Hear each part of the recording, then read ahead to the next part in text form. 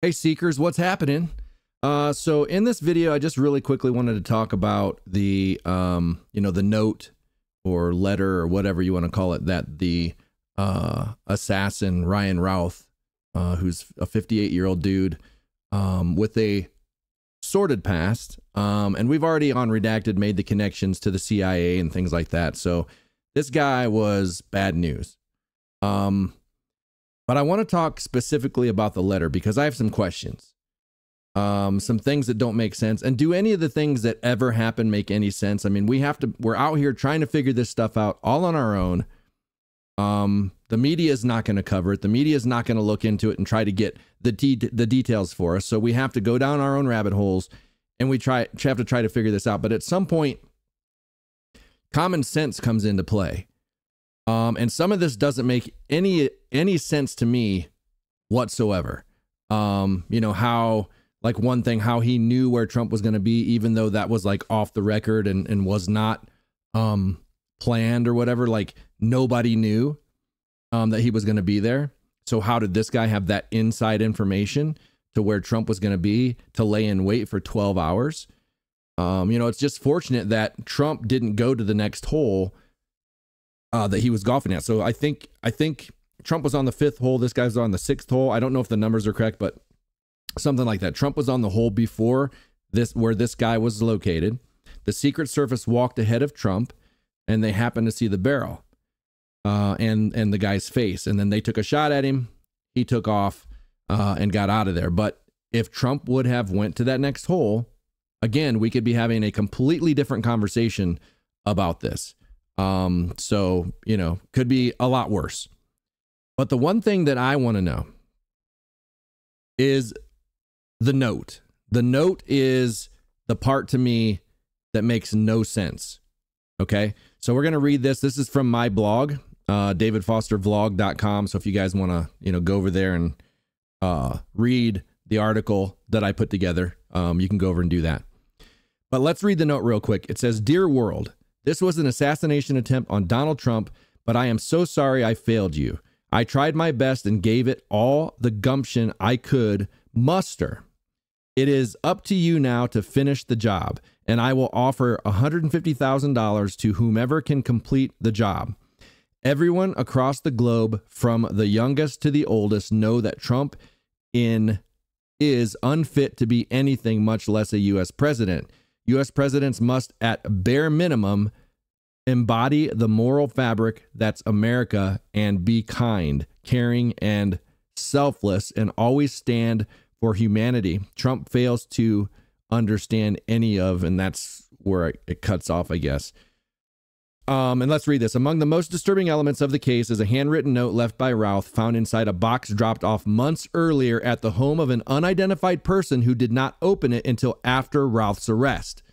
That is the part I have a question about. So Routh wrote this letter, okay, months before this happened, in a box at an unidentified person's home, okay? So this letter is at this person's home for months, saying that he failed, okay? Now here's my question. Why did this unidentified person not open it until after his arrest? If I found a box outside of my home, wouldn't you open it immediately? Like, how did they not see it? Was it not there? Like, where was it? That part of this makes no sense to me. It sounds like a bunch of BS. Because my question was, okay, they found this note, but he wouldn't have had time to write it after he so-called attempted, because they shot at him and he took off. So he hadn't failed at that point. But he set it up so that if he failed, and we don't know if he ultimately knew he would fail, but if he failed, he had this letter that he dropped off months ahead of time at an unidentified person's home, who then did not open it until after he was arrested. Am I the only one here that doesn't make any sense? Like, where was this box?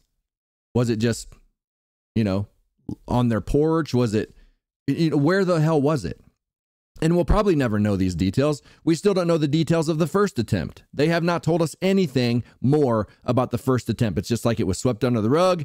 Nobody's asking questions. It's like our news cycle moves so fast, and they know that. They know that we're not going to keep inquiring about it. Some people are, but we just move on with our lives because nothing to see here, and nothing ever gets done. So in the box, it had ammunition, a metal pipe, building materials, tools, phones, and various letters.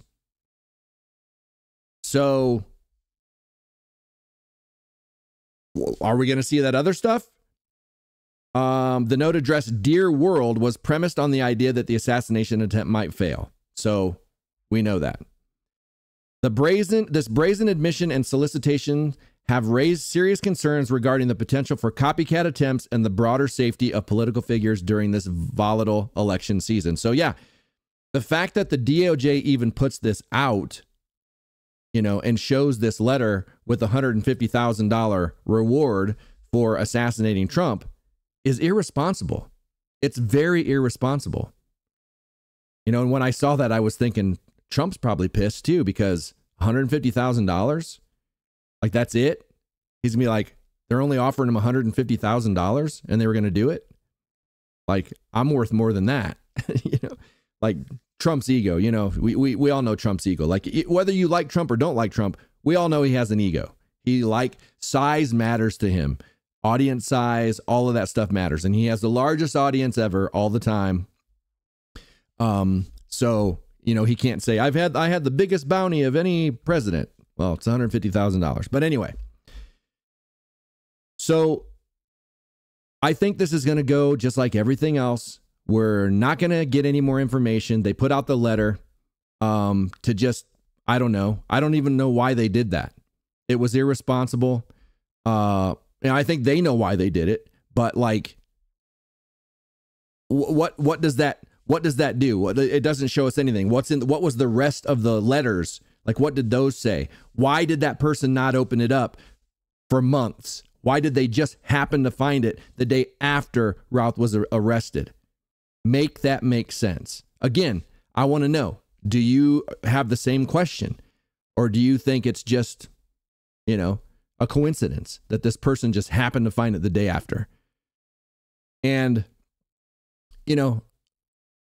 I just, it's like once you see the lies and the deceit of our government, you can't unsee it, right? You cannot unsee it. We know that they lie to us. We know that they're never going to tell us the truth of these things. So we have to go down these rabbit holes to try to figure it out ourselves. But even when they do put out stuff, even when they finally say, okay, this is the reason, it makes no sense. Like, we didn't have officers on that roof because it was sloped. What?